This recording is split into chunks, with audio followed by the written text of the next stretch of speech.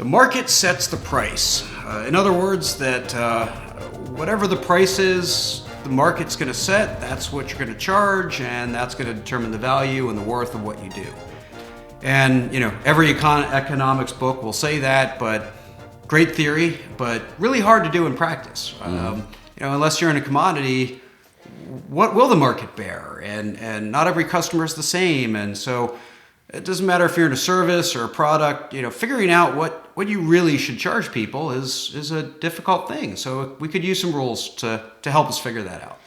Yeah, big complex topic, but I think we've got a couple of heuristics that we found useful and we're going to share over the next 30 minutes or so.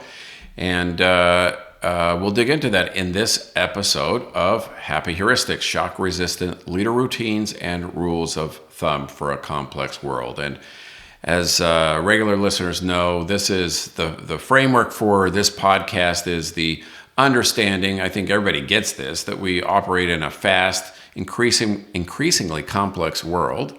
Jamie, say that 3 times fast. And leaders have got to navigate it and make smart decisions and fast decisions.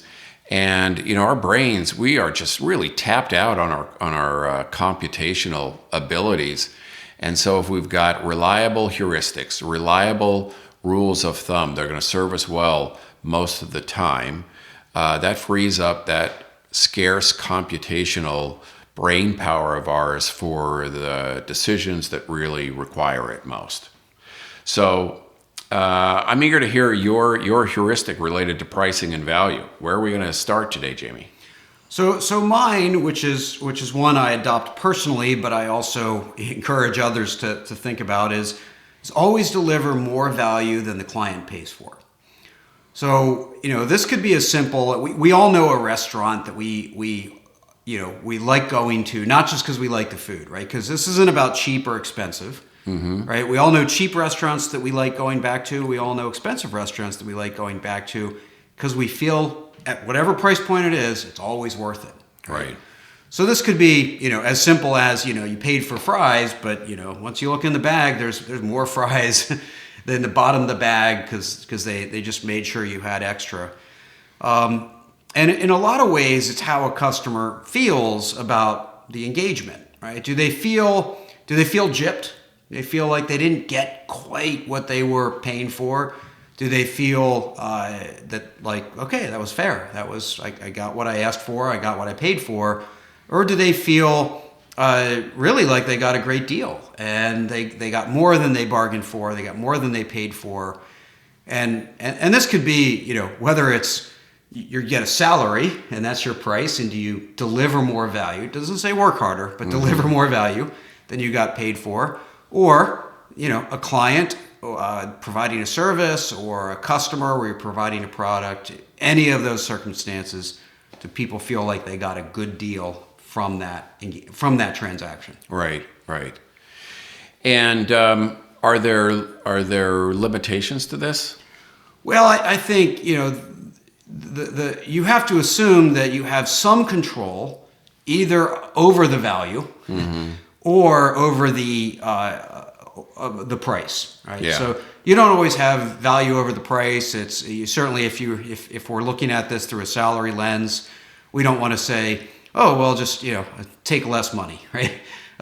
Say, hold on, give me less. Right? I don't think I've ever advised anybody to do that, but the key is, do you have some control over one or both of those things? And so, certainly pure commodities, pure commodity plays where that's the price and that's the value. You can't control what you value or what you deliver, and you can't control how much it costs. Well, that's hard to do anything about that. You can still make somebody feel like they got more value. Right. But that's more sort of around the fringes and the packaging, so to speak, of that commodity. So. But this is what's important as we think about this, even just through the lens of doing a job, is more value doesn't mean more on the traditional sense of, oh, well, you paid me for 40 hours, so I'm going to work 42 or 50 or 70. It could be that I over-deliver on what expectations are. It could be that and again, this could be how you price, this could be how you deliver, but in the end, how does somebody feel about what they got out of that relationship is the core to that. So if you have no control over either price or both pricing and value, that's probably where it mostly breaks down.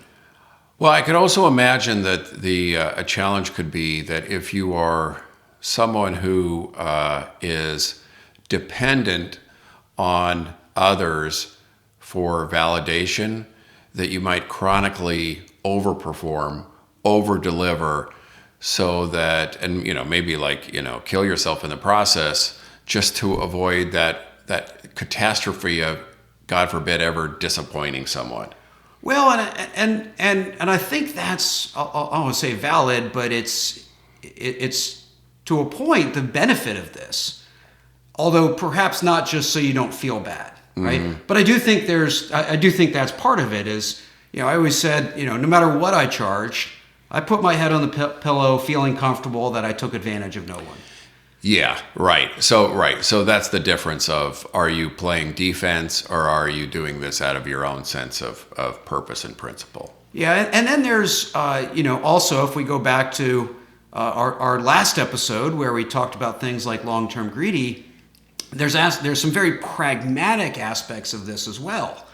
I continually hear from people that, I haven't worked with for 10 or 15 years. They come back to me. I got one of these notes last night, in fact, where somebody that I haven't heard from in a long, long time, but they when they saw the need, they came back because they didn't feel like they would be not worth the engagement, right? Mm-hmm. So we'll see what happens with all that. But right. The fundamental thing is, whether it's word of mouth marketing, whether it's somebody referring you later on, whether it's someone coming back to you and asking for engagement, or it's you coming back to them and saying, "Hey, I'd like to increase my price," and how much pushback do you get? So from a long-term perspective, that one engagement, maybe you delivered more value than you had to get, than you got paid for, but how many times does that pay you back? Right. So even from a pragmatic say greed standpoint, I believe it still works. Yeah, I think you're right. But you need that long-term view, right? So if you kind of go, I should have charged more in this engagement because the client got more and I feel bad about that, well, that's the short-term view versus the long-term view. Right. So if you don't have that long-term view, I don't think this heuristic works. Yeah, that's true. There's a nice segue here to my heuristic, but I'm going to ask us to, if you'll indulge me, Jamie, to take a little bit of a detour and provide some theory that will bridge them. So there's a theory called expectancy violation theory, and the idea is that humans, consumers, evaluate their perceptions emerge at the intersection of their expectations and their experiences, right? And one of the things that's tricky is that when an expectation, when you deliver an experience and it merely meets an expectation, according to this theory, it registers as a 0 in the long-term memory. Mm-hmm. It's not remembered, it's not talked about. And on the other hand, it's a 0. When an experience falls short of your expectation, it registers as a -1 in the long-term memory. So these are the kinds of things that you will angrily tweet about, or tell your neighbors, and remember for a long time about that lousy thing that happened 15 years ago, right? So we have used this concept in a lot of utility companies. We've used it in other organizations, but it's especially useful for thinking about customer sat in a utility in the utility industry, and here's why. Because if you think about what utility companies do, they are in the business of delivering zeros most of the time, right? So, people work really long and hard hours and sometimes do physically dangerous jobs and rack up a lot of zeros. Nobody ever tweets about how, hey, my power didn't go off today, right? And so I turned on the burner and it lit up. These are all zeros, right? And at the same time, nobody's perfect. So even if you're, operating at Six Sigma, you're still going to be, the math is if you deliver all those zeros and then occasionally some minus ones, the math is still, in negative territory. And so the kind of work we've done with some utility companies is say, okay, well then how do we train people to more effectively deliver plus ones? How do we reduce the likelihood of minus ones?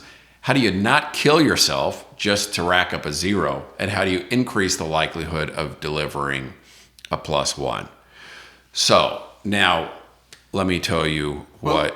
Go ahead. Let me just build on that a bit, right? Because sometimes the expectations is a moving target. Yes. Right? And so there is a lot of work that some people do to lower expectations to increase the chance of a plus one. Or raise expectations and then fail to meet it. And I'm reflecting on my 20 years of 48 weeks a year of travel, and my expectations were pretty low, right? Yeah. So if I had a flight delay or a flight cancel, it was like, I was still upset, but it wasn't actually a -1. It was actually a zero. That was your zero level. I've grown to expect it now that I've stopped traveling like that. Now. A single delay would probably be a -3, right? At this point, because I've changed my expectations, and so I just recognize that the threshold matters in all of that, and so there's the expectation setting, and then there's the delivery, and they both come together as an equation. And if we back up half a step to your heuristic about delivering extra value. One of the things I would imagine to bear in mind is that you can create sort of this arms race deal where whatever you delivered that was extra value at some point becomes the new zero level. Yes. And in fact, if I hire Jamie 5 times and he's always going above and beyond, and then the 6th time, like you're really busy and all you do is only exactly what you said you were going to do, I'm going to go, what the hell is wrong? Yep. That's a -1 then. That's a -1.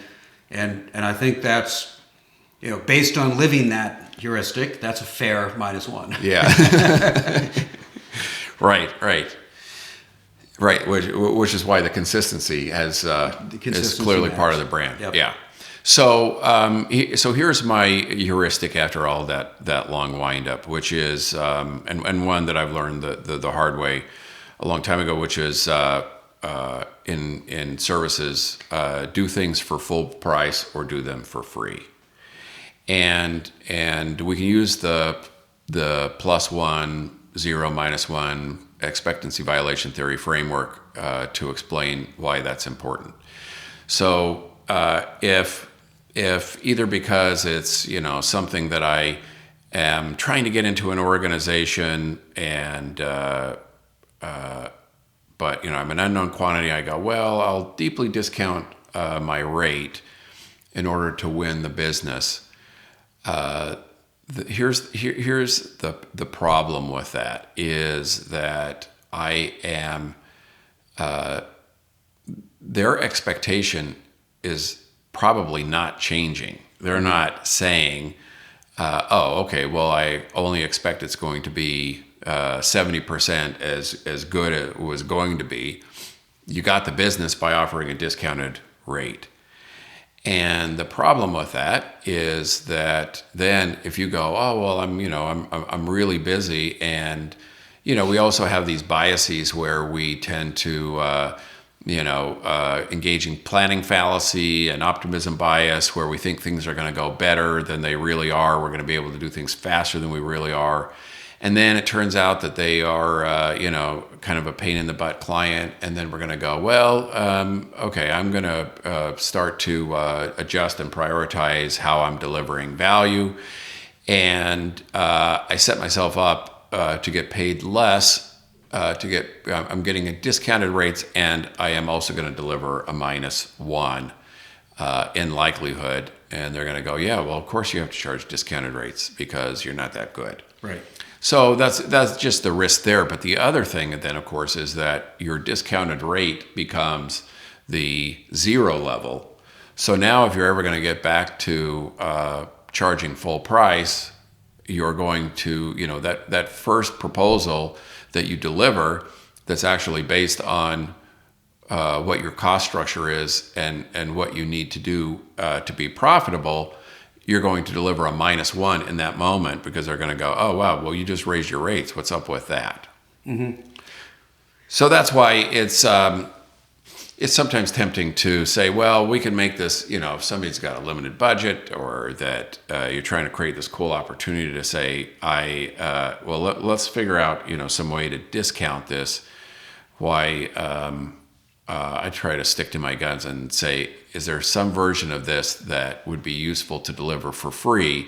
Because when you deliver something for free, I think that gives you a lot more ability to manage the expectations around something that's free versus something for which there is a discounted rate. Yeah, I certainly in my old consulting firm, I would practice this largely, probably not exactly, but and I'll come back to that in a second. But I absolutely, and this is a good test for any heuristic, right? When you violate it, do you regret it? Right. And do you see the negative consequences? So I never did discounts, and I still remember one employee had some loyalty to one of our clients. We all did. We tried to live that for all of our clients. But in loyalty to his client, they asked for a discount. He talked me into it, and didn't hold a gun to my head. I said, Sure, we'll do it this one time. Well, every next thing we did for them came with the request for a discount. And so then I was stuck with either perpetually do that, right, or disappoint them, right? End up with a -1 because I didn't provide that discount.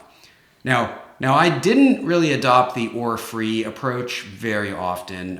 What I did instead was I tried to de-content, right? You need to live in a budget.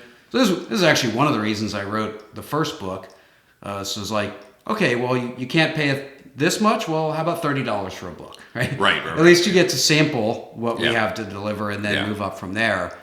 But fun. So it's still, pay $30, you get $30 of value, right?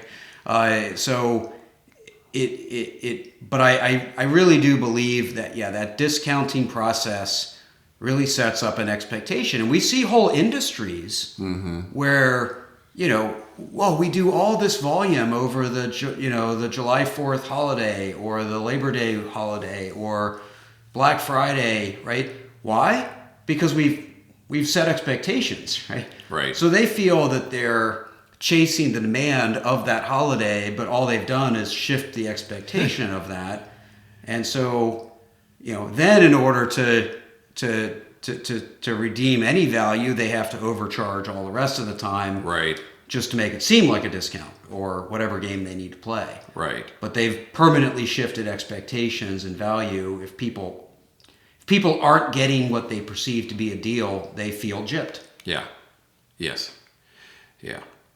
So, all right. Well, this has been a very interesting conversation, and I think I like what you shared, and I like that we ended up talking about +1, 0, and -1, and had that framework that makes sense of this. And so, I hope we've given people something that's useful and memorable. I hope, Jamie, that we have delivered a +1. Maybe it was a solid 0, and honestly, I'll take a solid 0. But I hope we've registered a few +1s out there with this episode. Well, and let me build on that and just tie it back to the heuristic for a minute. And that is, I think, we often talk, and we both did talk about this these heuristics based in terms of dollars. Yeah. Right. But this is this podcast, as an example, is not a dollar-based heuristic, right, or a dollar-based value. It's time. Yeah. Right? Yeah. People give us, 30 minutes of their time, and we hope to deliver value for that price. Yes. And so I think it applies to any of these things, right? Yeah. Are you paying for time with energy, with commitments, with long-term lockups, or with just dollars or euros or anything else? So when we talk about full price, when we talk about deliver more value, the currency with which we measure that against isn't always the almighty dollar. Right. There's a lot of different ways people can evaluate that. Right. Life is full of trade-offs every day. Some of them involve dollars. Others involve other scarce resources. Yep. So speaking of scarce resources, Yes. We do hope people will follow us. Please continue to give us a listen, rate us, review us, share the podcast with others. That we hopefully, if we've delivered value to all of you, how you can pay us back, if you would, is share, right? Yeah.